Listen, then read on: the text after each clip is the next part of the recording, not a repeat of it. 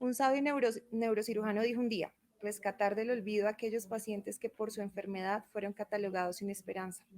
Este neurocirujano se llama Salomón Hakim. ¿Sabían ustedes que hay una enfermedad neurodegenerativa que es reversible y que la sufren y que tiene resolución del 60 al 80% con cirugía? Esta enfermedad se llama hidrocefalia con presión normal. Mi nombre es Rocío Niño, enfermera del Centro de Cuidado Clínico de Hidrocefalia con Presión Normal, y es para mí un gusto acompañarlos el día de hoy en el segundo simposio de hospitalización, El camino hacia un cuidado diferenciado. Me gustaría empezar brindando una contextualización muy corta de nuestros 4 protagonistas cerebrales principales. Tenemos el líquido cefalorraquídeo, que es un líquido acuoso, como ustedes saben, transparente e incoloro, que fluye dentro y alrededor del cerebro y la médula espinal. Tiene 7 funciones principales. Una, nutrición del sistema nervioso central. Se encarga de hacer llegar el oxígeno y los nutrientes a las células del cerebro y la médula espinal.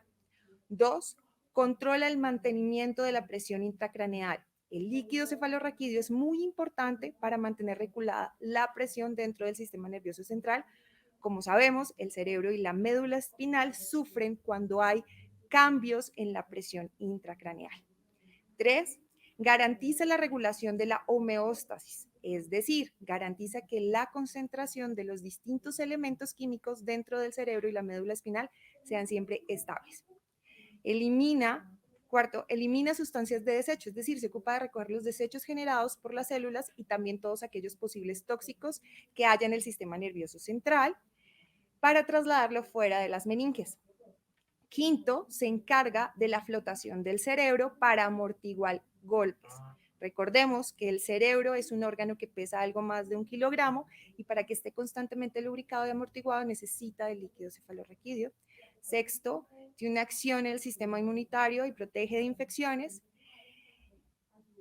Y 7, se encarga de todo el transporte hormonal. Tenemos un segundo protagonista, son los ventrículos cerebrales, que son cavidades anatómicas, 4 ventrículos en total, se encuentran interconectados entre sí y constituyen el sistema ventricular por el cual el líquido cefalorraquídeo circula.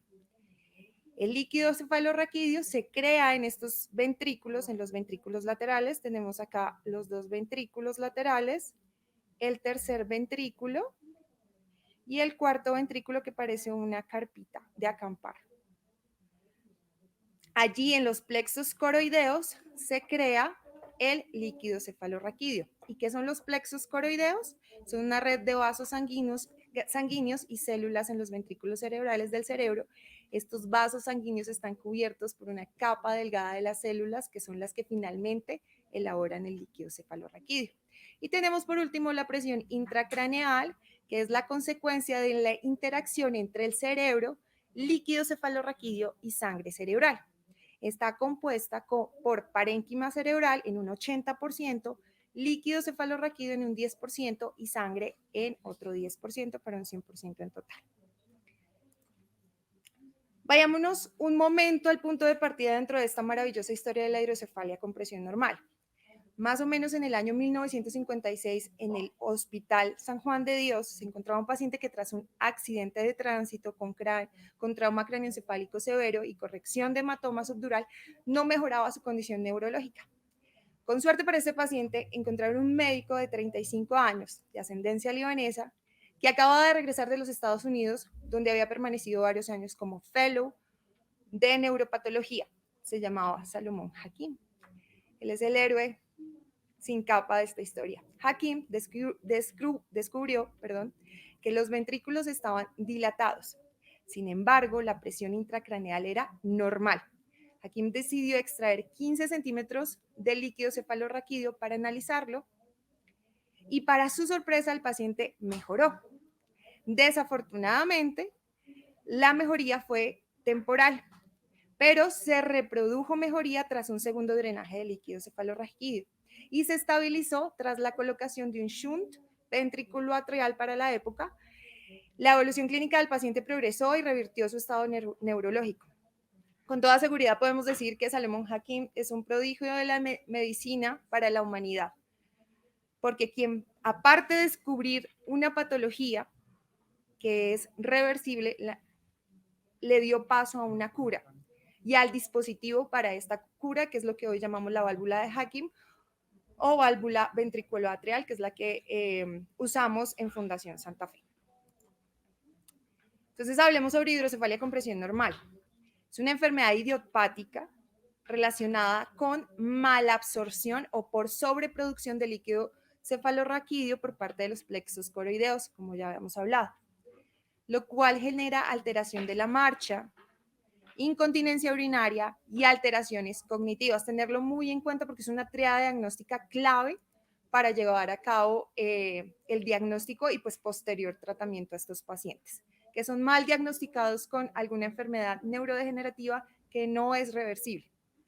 Esto queda como consecuencia, es consecuencia de una dilatación de los ventrículos. Estos son los ventrículos en una imagen de una resonancia. Estos son los ventrículos normales y estos son los ventrículos agrandados en hidrocefalia, sin cambios en la presión.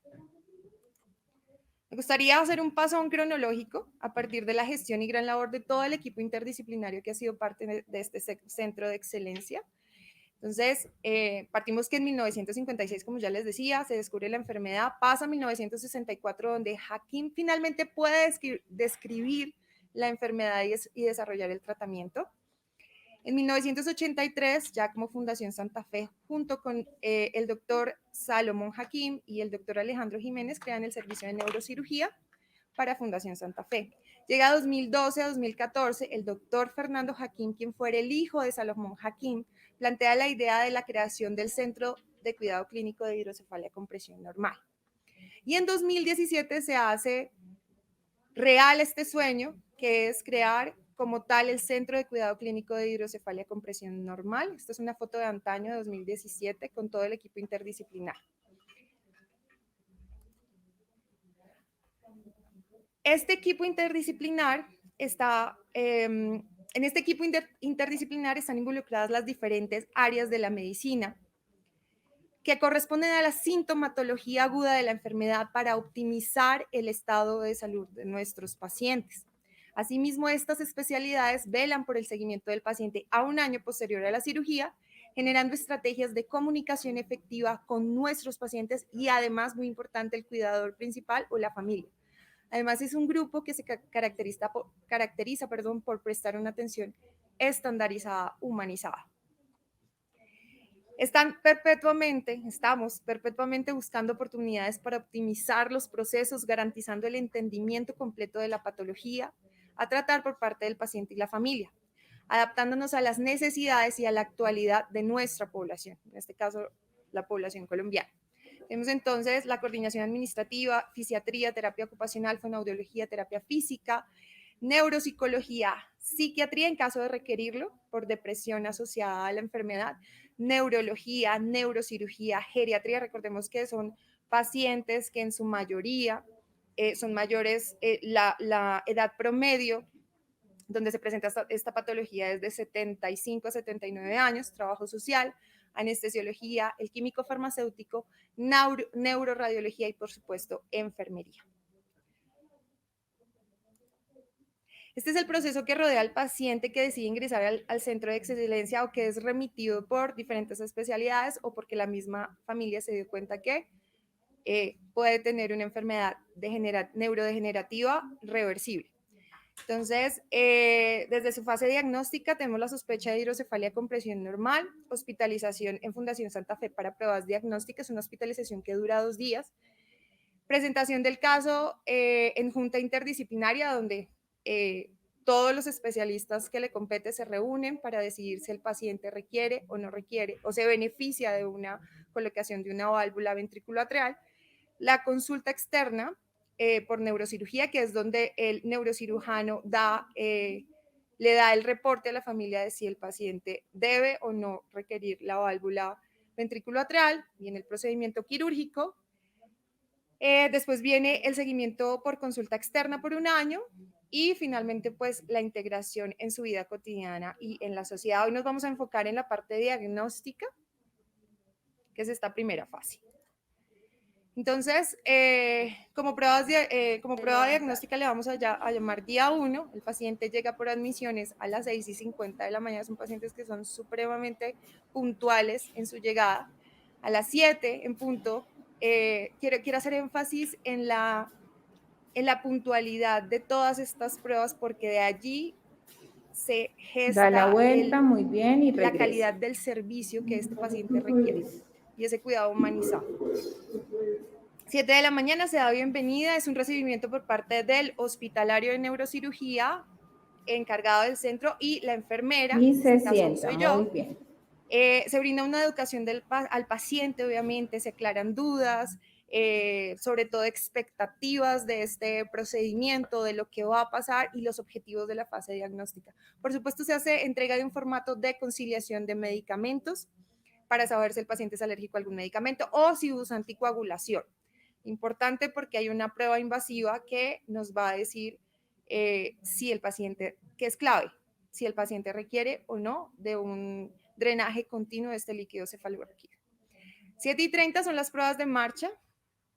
Esto se hace obviamente con un consentimiento informado para fotografía y filmación. Acompañado para asistencia permanente de paciente. Acordémonos que son pacientes con alto riesgo de caída.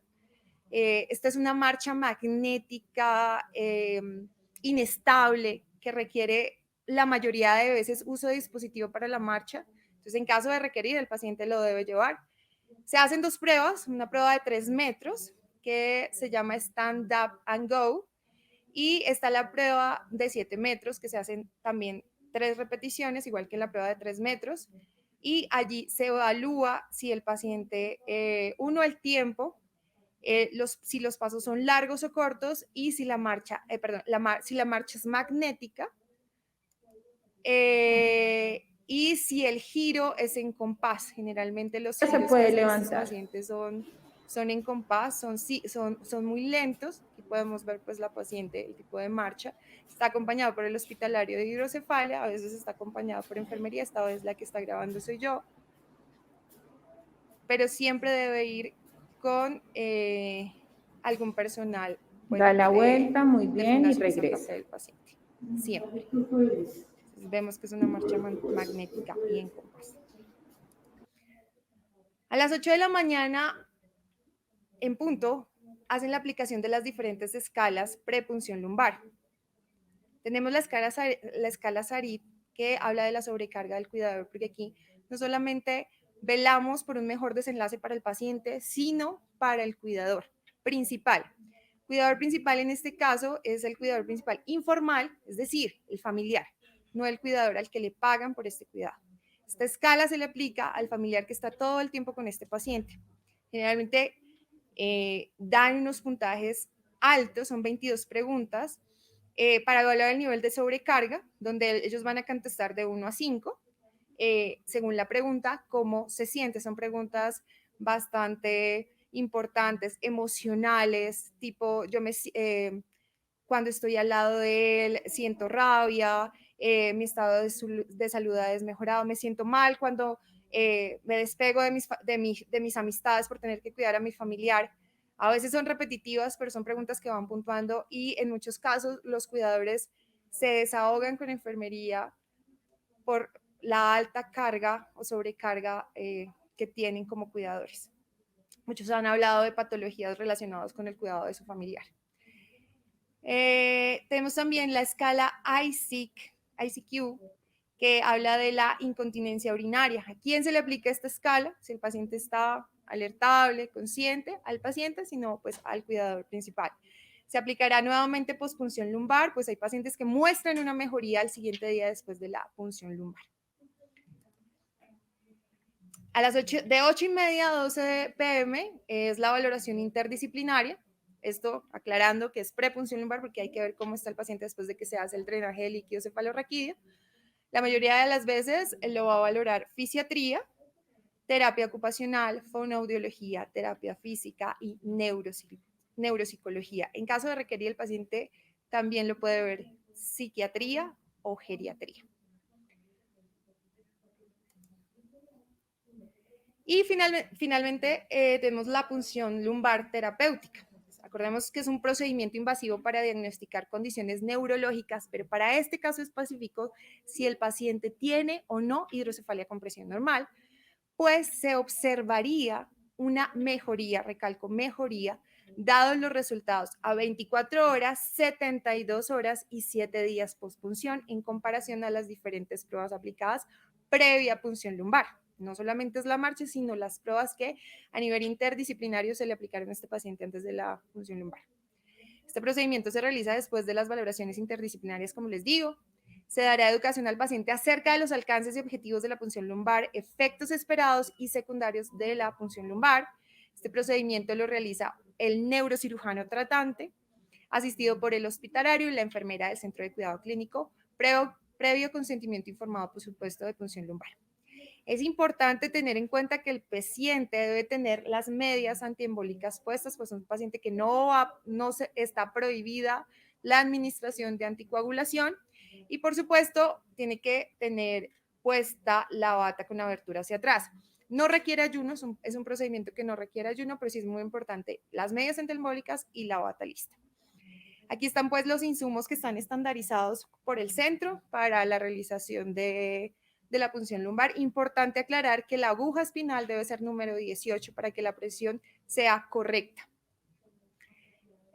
Importante por los cuidados postpunción, los registros de enfermería, la pausa de seguridad, presión de apertura, presión de cierre. Si hubo complicaciones del procedimiento, generalmente estos procedimientos no tienen complicaciones asociadas. Suelen entre un 40 y 50% puede haber cefalea, por eso es muy importante la posición a 0 grados del paciente durante 2 horas para que no haya cefalea postpunción. Esta medición se hace con centímetros de agua y además pues se tiene que poner el volumen, también se da en centímetros cúbicos del volumen evacuado de líquido cefalorraquídeo. Entonces ya finalizado, el paciente pues queda en cama, con cuidados postpunción, vigilando riesgos como cefalea intensa, obviamente salida de líquido por la punción, si hay infección. Obviamente se tiene que hacer una escala neurológica juiciosa con el paciente y obviamente por los registros que requieran. Ya en el día 2, como hablamos, son 2 días de hospitalización, estamos diciendo que 24 horas exactamente después de la punción se realizarán las mismas valoraciones prepunción en los diferentes horarios muy puntuales, 24 horas postpunción. Se van a realizar prueba de marcha, neuropsicología, terapia física, fonoaudiología, terapia ocupacional, etc. El paciente termina estas pruebas y se le dará salida para nuevamente hacer un acompañamiento telefónico o de videotelemada y se va a evaluar prueba de marcha nuevamente en casa con acompañamiento de familiares, esto en el día 5 y en el día 9 también para evaluar mejoría después de la extracción del líquido cefalorraquídeo. Luego viene una junta médica multidisciplinaria donde van a hablar los diferentes actores, las diferentes personas que valoraron al paciente, si hubo o no mejoría. Se decide finalmente si el paciente requiere o no esta colocación de válvula. Hay muchos casos donde el paciente tiene más un tipo de enfermedad mixta, donde sí se beneficia, sin embargo, los efectos de la demencia pues no se pueden revertir, pero sí mejora acordemos de la triada diagnóstica en la incontinencia urinaria la mayoría de las veces. Hay una paradoja con respecto a la sobrecarga del cuidador y es que en la medida que el paciente se mueve más, hay más sobrecarga para el familiar. O sea, hay una sobrecarga importante, sin embargo, la mayoría de familiares y pacientes, el desenlace es muy positivo, es muy bueno y es algo que los reintegra como tal a la sociedad, entonces es como un milagro de la ciencia. Finalmente, en consulta con neurocirugía, el neurocirujano le va a dar la información al paciente de si requiere o no la válvula. Para el neurocirujano y para todo el grupo interdisciplinar es muy importante la opinión y valoración del cuidador principal. si ellos sí vieron una mejoría o no después de que se extrajo líquido cefalorraquídeo del paciente. Y finalmente viene la fase de colocación de la válvula, que es la fase de tratamiento o la fase quirúrgica, es la colocación de la válvula ventriculateral. Y vienen los seguimientos ambulatorios que están estandarizados a 1 mes, 3 meses, 6 meses y 1 año.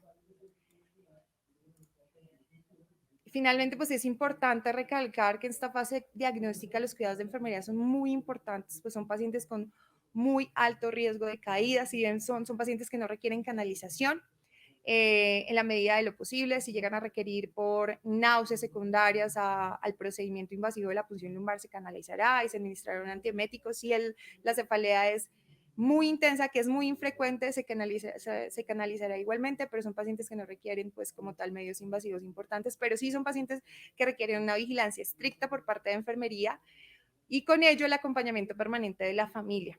Son pacientes que nunca deben estar solo, porque si bien son pacientes que tienen un tipo de discapacidad cognitiva, requieren un acompañamiento permanente por la familia. Si no lo tienen, si el paciente, hay que levantar la mano y decir, este paciente está solo, lo han dejado solo, el riesgo es alto de caída y con eso podemos mejorar muchas cosas. Y pues obviamente levantar la mano al centro para que podamos darle solución inmediata en caso de ver ese tipo de irregularidades. Importante también que el horario es estricto en la ejecución de procedimientos y valoraciones, siempre es muy puntual, vuelvo, insisto, nunca se va a retrasar porque con ello se puede retrasar un poco la salida del paciente o en general, pues el paciente se va a sentir mal atendido porque no se le está dando un cuidado oportuno.